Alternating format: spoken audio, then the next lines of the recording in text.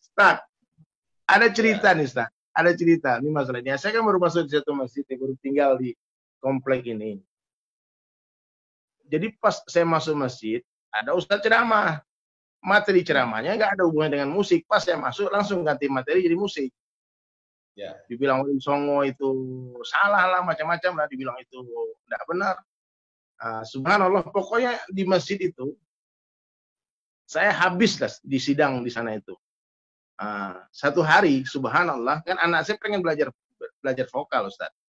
Anak saya tuh dia suka nyanyi juga, dia suka hobi dia gitu. Dia bilang, Abi ajarin aku nyanyi dong. Saya bilang, Abi ini gitaris, Abi nggak bisa nyanyi.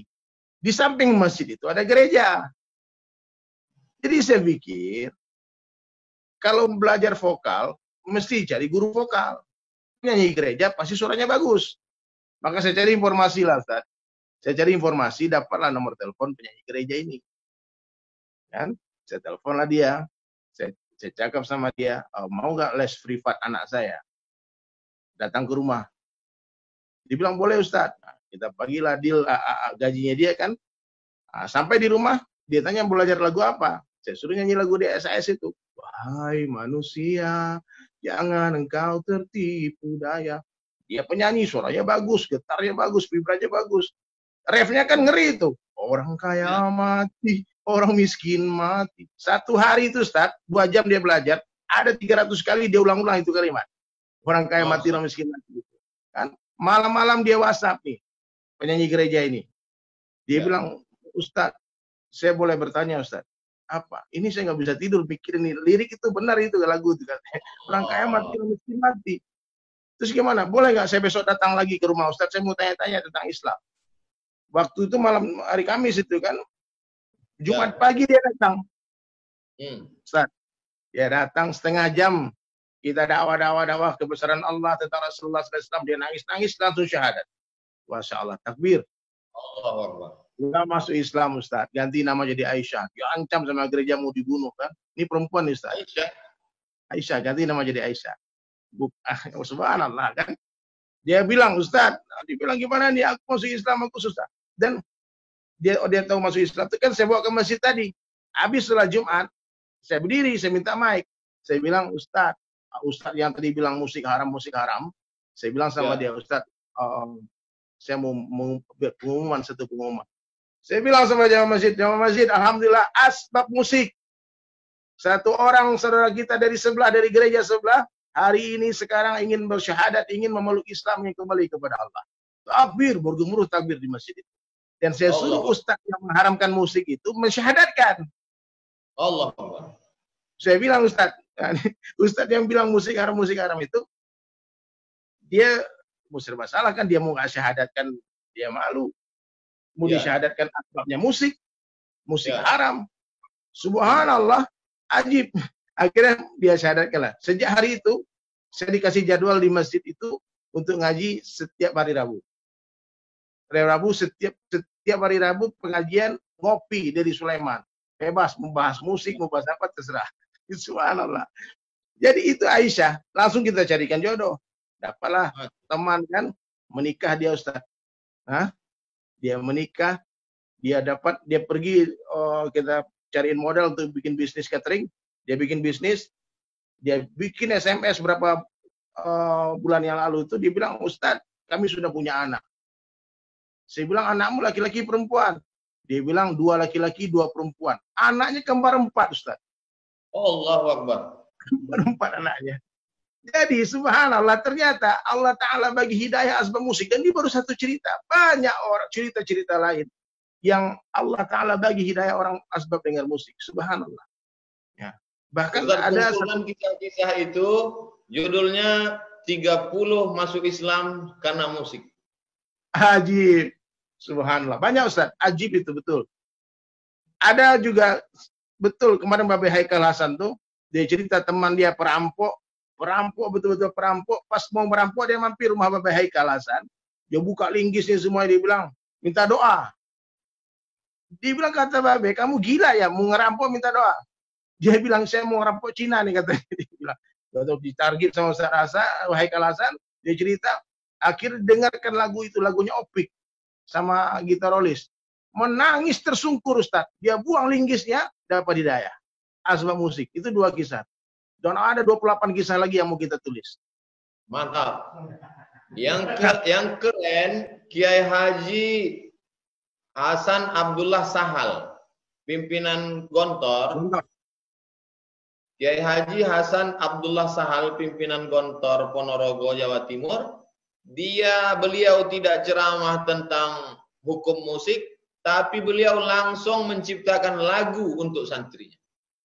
Subhanallah. Apa lagunya Ustaz? Nantikan di toko terdekat.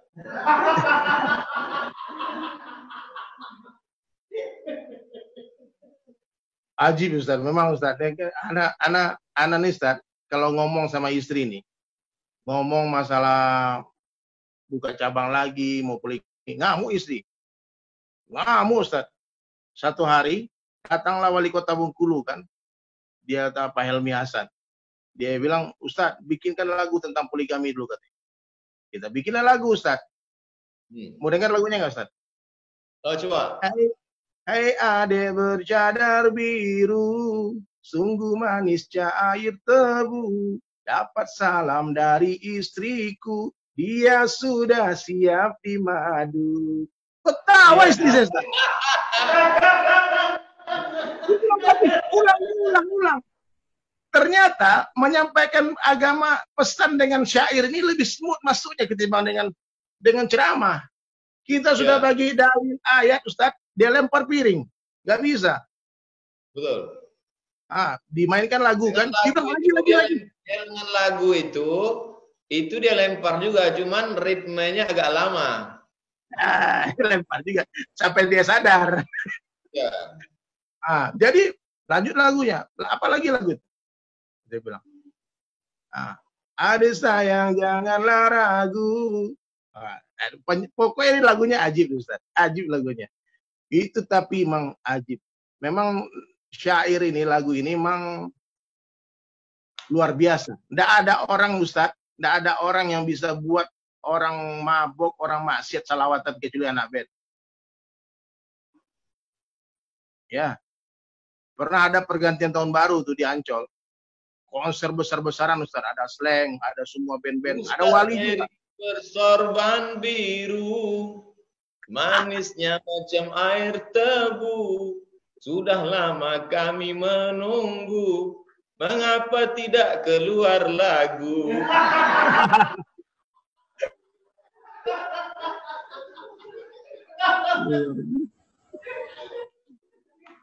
Jadi memang lagu ini memang ajib Ustaz, ajib lagu ini.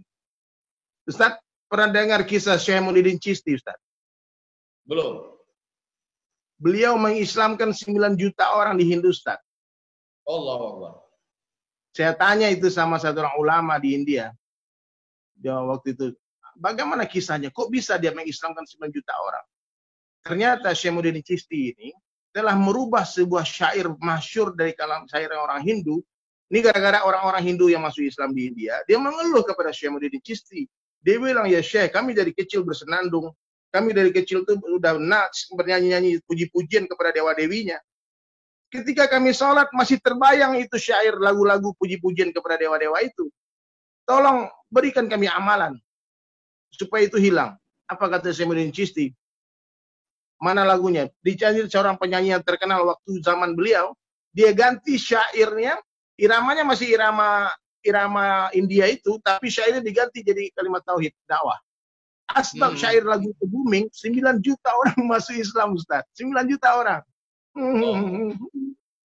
Nah, itulah. Ternyata Wali Songo pun begitu, lir-ilir semua. Kita membahas 53 stasiun menuju Allah. Stasiun yang ke-52, halaman 317 itu adalah as-sama, mendengarkan lantunan syair melembutkan hati. Allahu Akbar. Nantikan pembahasan stasiun yang ke-52 beberapa malam menjelang Idul Fitri. Subhanallah. Betul melembutkan Makanya hati. di majelis-majelis Habib itu kalau udah baca kitab Berhenti sejenak. Munsyid. Mana munsyid? Penyair. Baca. Masuk ke telinga, menenangkan pikiran, melembutkan hati. Ajib, subhanallah. Allahu Akbar. Ustaz. Ya. Jadi tetaplah kita bergerak begini ya. Meskipun orang caci maki bully santai saja ya. Saya kadang-kadang terbesit di pikiran saya, Ustaz. Buatkan lagu untuk yang membuli, mencaci maki itu. Saya udah bikin lagunya kan. Sebaik-baik aku, lebih baik dirimu, seburuk-buruk kamu, lebih buruk aku. Ada bikin lagunya, Ustaz. Judul Manusia Hina.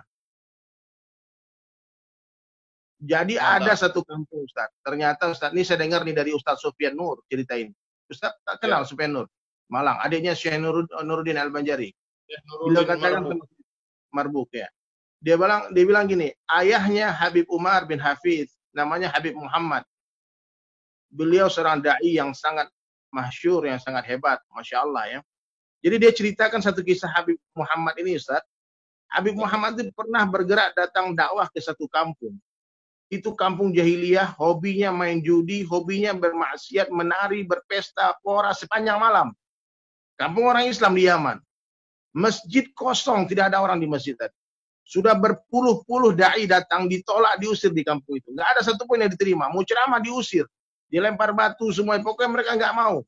Jangan sosok alim kamu di sini. Kami memang di sini mau berpesta pora. Akhirnya Syekh Muhammad datang ke sana membawa munsyid. Dia bawa penyanyi yang terkenal di Yaman ke kampung itu. Ketika dia datang malam-malam ketika party di kampung itu, Syekh Muhammad temui kepala kampung. Kepala kampung bilang, kamu jangan ceramah di sini. Jangan kamu ajar-ajarin kami. Kata Syekh Muhammad, kami ke sini ingin ikut menari dan bernyanyi bersama kalian. Hah? Langsung Ustaz, semua welcome, marhaban, peluk Syekh Muhammad. Duduk dalam majelis itu Ustaz, mereka menari, bernyanyi, bernyanyi. Kemudian jam 12 malam itu Syekh Muhammad bisikan kepala kampung. Kalau bisa laki-laki perempuan dipisah. Ada hijab. Langsung kepala kampung. Karena yang bersyair munsyid tadi. Semua gembira, semua senang dengar indahnya suaranya dia. Subhanallah. Maka dipisahkan, perempuan dibikin hijab. Perempuan sebelah kanan, laki-laki sebelah kiri. Gak boleh semua campur-campur. Kemudian jam 1 bisik lagi Syekh Muhammad. Kalau bisa perempuan suruh pulang. Kita aja yang pesta pura di sini. Terus pukul rebana, mereka menari, bernyanyi sampai subuh, Ustaz. Syekh Muhammad bisikkan gini. Ini kita sudah subuh, kita mau sholat subuh di mana? Kepala kampung langsung teriak, "Hei, semua orang yang ikut mabuk party di sini semua, bersihkan masjid. Ini tamu kita. Ini tamu mau sholat subuh." Subhanallah, Ustaz. Malam itu langsung dibuka itu masjid yang sudah dikunci, yang sudah berdebu, disapu dan berkumandang azan subuh di sana waktu itu. Dan ketika azan subuh berkumandang, semua menangis satu kampung masuk ke dalam masjid yang mabuk-mabuk tadi. Dan munsyid tadi seorang qari dan dia juga seorang hafiz Quran, dia mengimami sholat waktu itu dan langsunglah dibentuk jamaah untuk bergerak di sana kampung. Sekarang kampung itu sudah menjadi kampung yang ulama. Ternyata pendekatan kata Ustaz Sufyan Nur, pendekatannya dengan hikmah. Habib Muhammad duduk bersama mereka, bernyanyi bersama mereka, menari bersama mereka. Untuk apa? Mengambil hati mereka. Dapat hatinya, diberikan harinya. Diberikan semuanya. Akhirnya mereka di kampung itu sekarang muncul hafiz-hafiz Al-Quran, orang-orang saleh.